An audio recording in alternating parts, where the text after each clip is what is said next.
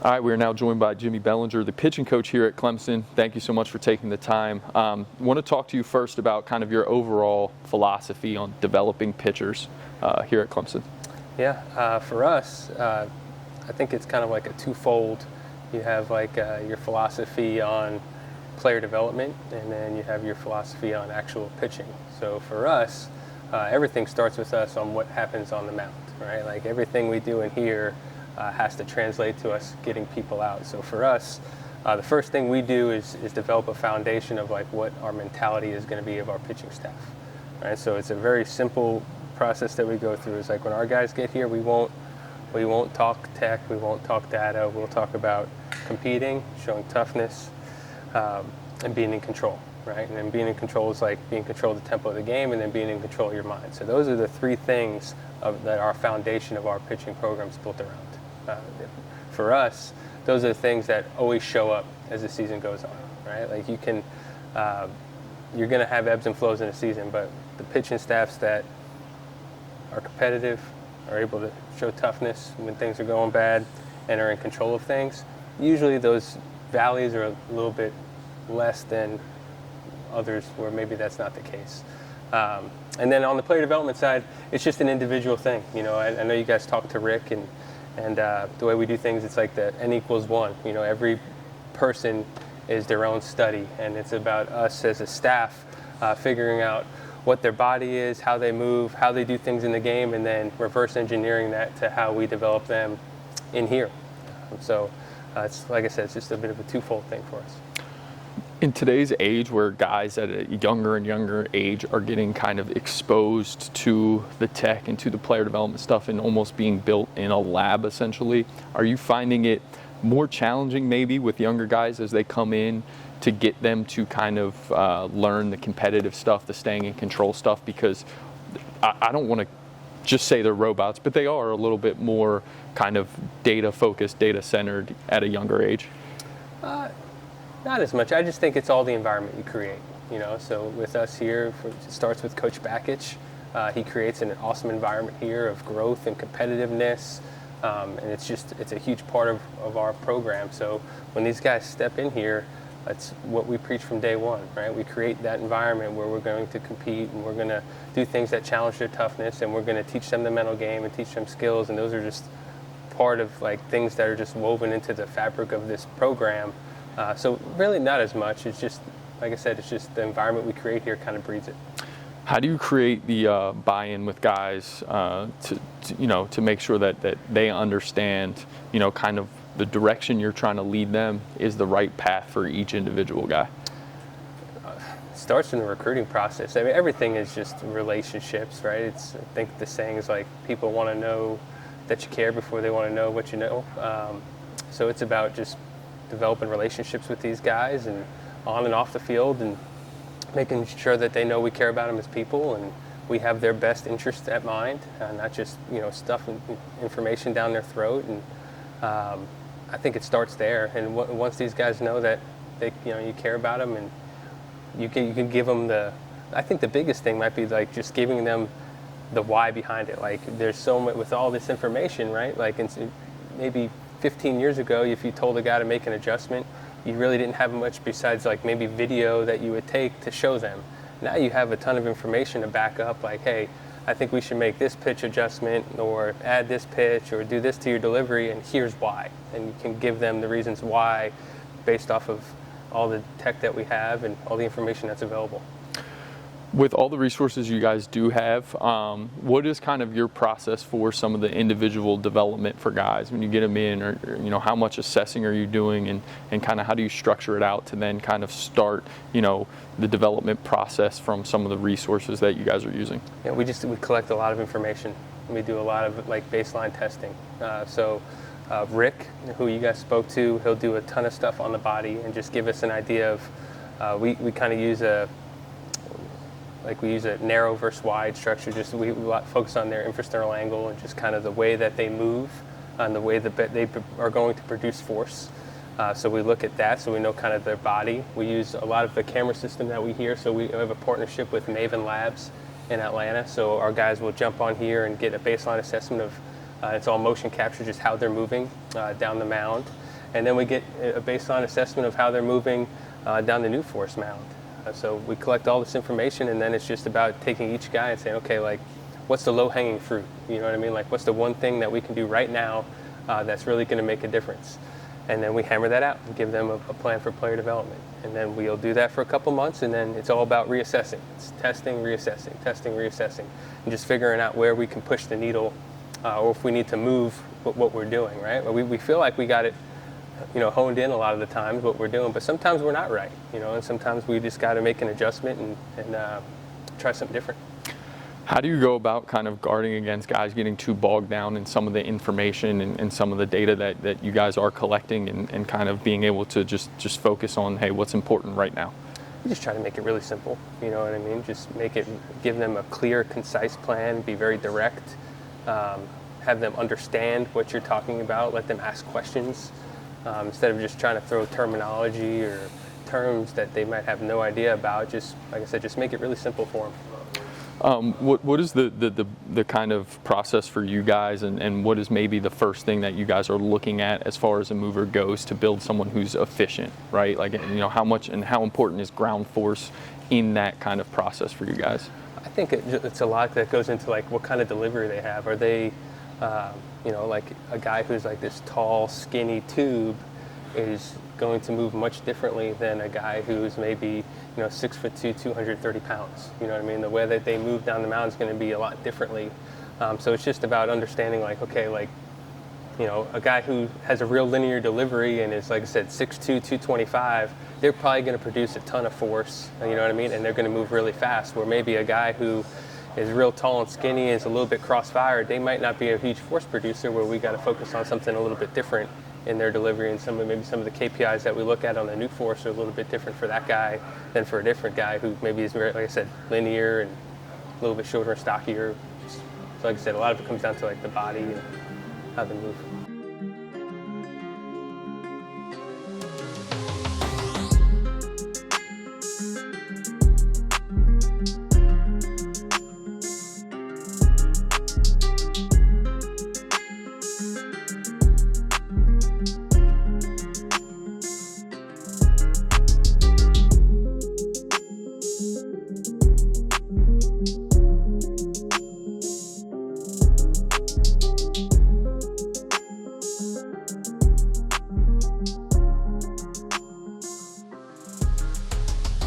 Talk a little bit about what makes Newt Force so unique and how you guys are using it in the development as far as injury prevention and command goes as well.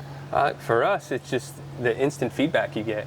So if you're ever any sort of cue you're trying to use for a guy, whether you're trying to tell him to get light or get heavy or whatever it might be, move faster, like you just get instant feedback. And now with the integration where you can have TrackMan linked up to there. I know that they have their motion capture that you can link up to there as well.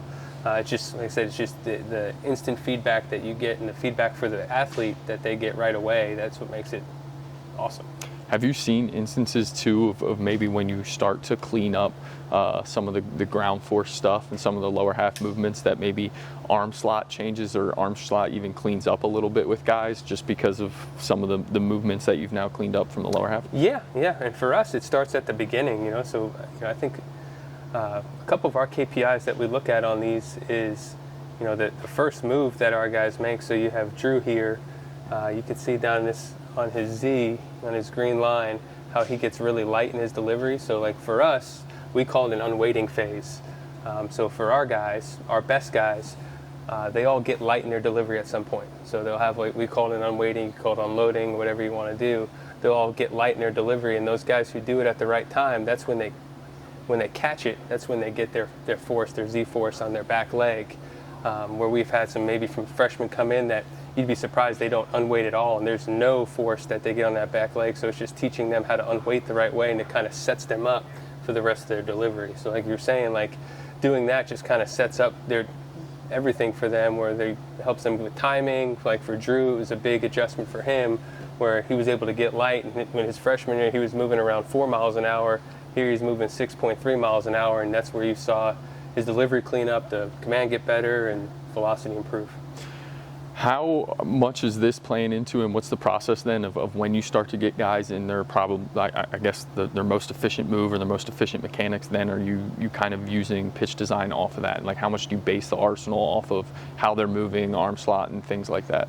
Yeah, I mean, for a lot of it. So like Drew, he's up, so was using an example. Like, so Drew, if you look at like his Y, like his lead leg, it's terrible. Like, you would not teach Drew's delivery to anybody, but what makes him unique is he throws an upshoot fastball, right? So it's almost like for maybe if some older people watch, it's like Tom Seaver pitching back in the day. Like, sometimes when he pitches, his back knee touches the ground, but it's a super low release height. So like for him, it's about creating, right? Like, if you would just look at his pitch profiles and saying, okay, well, he'll throw a fastball that's at 14 induced, but if you just look at it regularly, you'd be like, oh, that's a dead zone heater. But the way he can create different shapes with his body, right, and his low release height, it actually plays.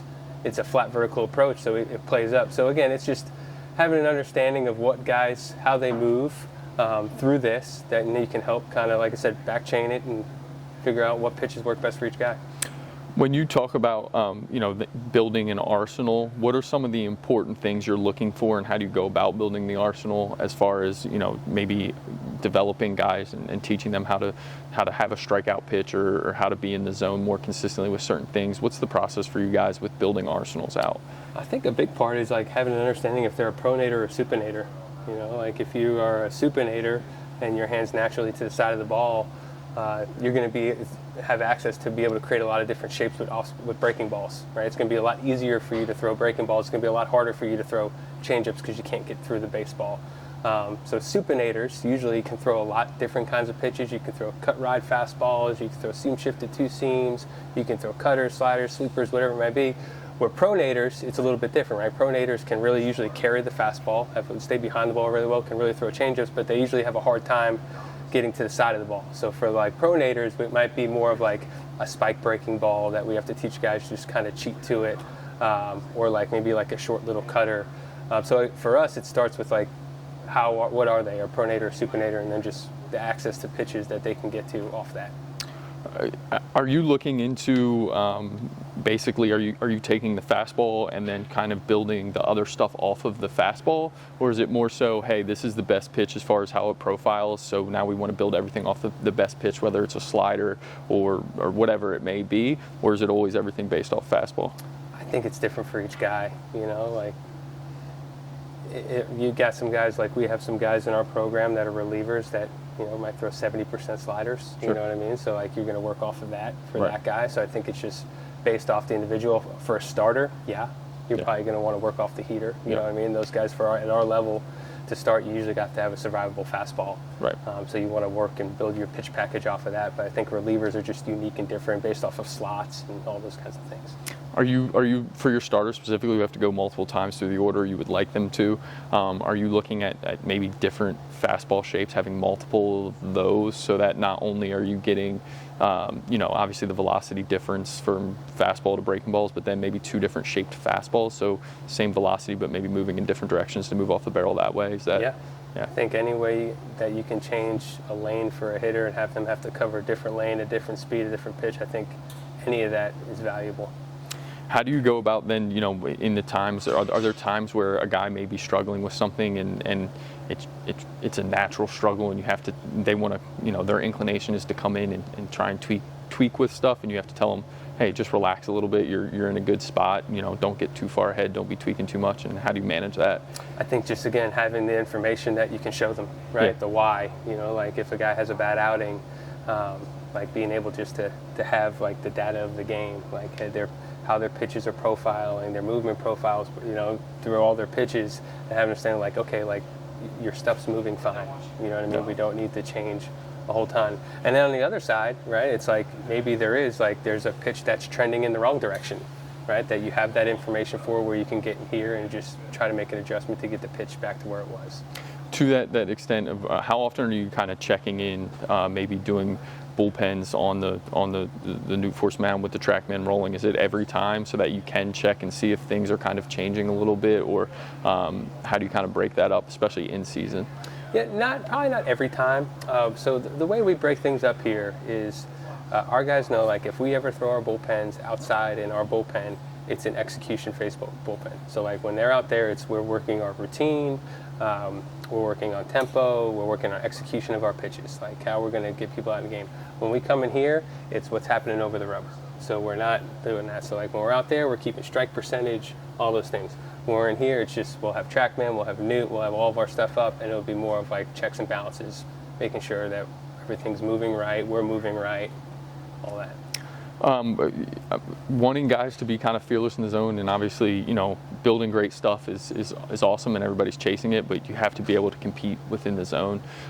Is that more so conversation based with them, teaching them, hey, like it doesn't matter how great the stuff is in here; it's got to be able to play out there. How do you kind of go about having those conversations and teaching those guys that? I think it's just, like I said, from the first question you asked, I think it just comes down to the environment we have here. Yeah. You know what I mean? So like we have a standard here, and it's 64% strike. So if you would ask our guys, we have a saying, it's called AAA 64K. It's any pitch, anytime, anywhere, 64% strikes. And we train that way from day one. So every scrimmage, every bullpen we throw outside, every game, we're going to track your strike percentage. And our standard for strikes is 64%. Right? And then in scrimmages, in the preseason, in the fall, we're going to challenge our guys to be able to throw multiple pitches for strikes. Right? Because at the end of the day, whatever pitching system you're in, like your job is to prevent runs. That's number one, is to get people out and prevent runs. Right? And to do that, you usually got to be able to throw strikes. You know what I mean? So that's like the main point. Yep. Like you have to be relentless in attacking the strike zone.